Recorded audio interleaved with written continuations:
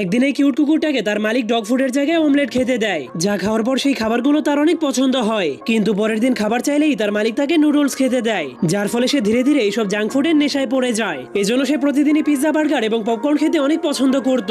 কিন্তু একদিন হঠাৎ করে তার মালিক সবজিকে অনেক সুন্দরভাবে সাজিয়ে তাকে খেতে দেয়। এজন্য কুকুরটা সেগুলোকে মজার খাবার মনে করে খেতে শুরু করে। কিন্তু তখনই সে সেগুলোকে ফেলে দেয়, কারণ সবজি খেতে তার একদমই মজা লাগছিল না। কিন্তু তখন তার মালিকের গার্লফ্রেন্ড সেই সবজিগুলোর উপর পাতা রেখে সেগুলোকে আবারও সাজিয়ে দেওয়ার চেষ্টা করে, কারণ তার মালিক একজন ভেজিটেরিয়ান মেয়ের সাথে প্রেম করতে শুরু করে দিয়েছিল।